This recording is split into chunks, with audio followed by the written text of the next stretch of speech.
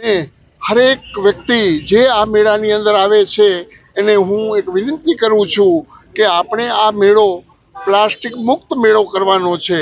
તો હરેક जितना जिसके भाग्य में लिखा हो,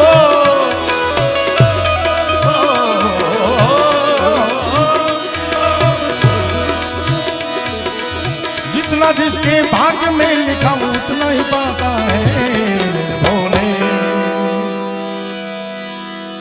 भोले के दरबार में सबका खाता है, शिव लहरी के दरबार में सबका खाता है। जितना जिसके भाग्य में लिखा हो,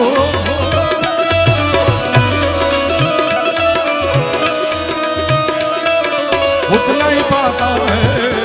भोले शिव लहरी लहरी के दरबार में सबका खाता है, मेरे भोले के दरबार में सबका खाता।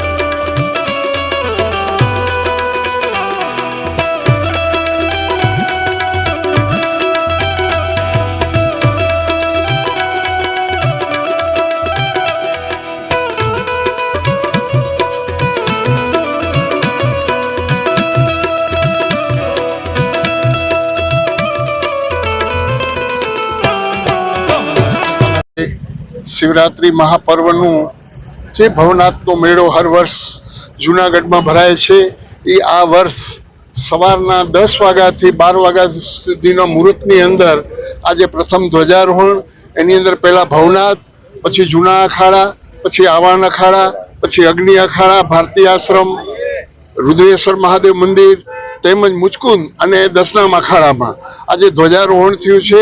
અને હરેક વ્યક્તિ જે આ મેળાની અંદર આવે છે એને હું એક વિનંતી કરું છું કે આપણે આ મેળો પ્લાસ્ટિક મુક્ત મેળો કરવાનો છે। તો હરેક વ્યક્તિને હું પ્રણામ કરી હાથ જોડીને કહું કે કોઈ પણ વ્યક્તિ આની અંદર પ્લાસ્ટિક ન લાવે અને તંત્રને અને સાધુ સમાજને બધાને સહકાર આપે એવી ભગવાન પિનાકપાની શિવ પાસે અમારી પ્રાર્થના। અસ્તુ। ઓમ નમો નારાયણ। જય હિન્દ। હાજી સર, આજે જૂનાગઢમાં ભવનાથ તળેટીમાં મહાશિવરાત્રિ મેળાનો પ્રારંભ થયો છે। આ મેળો 26મી ફેબ્રુઆરી સુધી ચાલશે।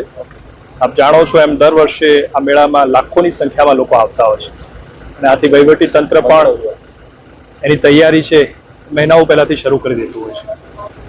આજે જ્યારે મેળાનો પ્રારંભ થયો છે ત્યારે ભવનાથ મંદિરમાં ધ્વજારોહણ કરવામાં આવ્યું, પૂજા અર્ચના કરવામાં આવી અને સાથે સાથે વિવિધ અખાડાઓમાં જઈને પણ ધ્વજારોહણ અને પૂજા અર્ચના કરવામાં આવી। આ આખી જે વ્યવસ્થા છે એમાં વહીવટી તંત્રએ પાણીની વ્યવસ્થા હોય, સેનિટેશન હોય, સુરક્ષાની વ્યવસ્થા હોય, સ્વાસ્થ્યની સુવિધાઓ હોય, તમામ પ્રકારની સુવિધાઓ જે અત્રે ઉપસ્થિત કરી છે। આપના માધ્યમથી તમામ આવનાર ભાવિકોનું હું હાર્દિક સ્વાગત કરું છું, આવકારું છું।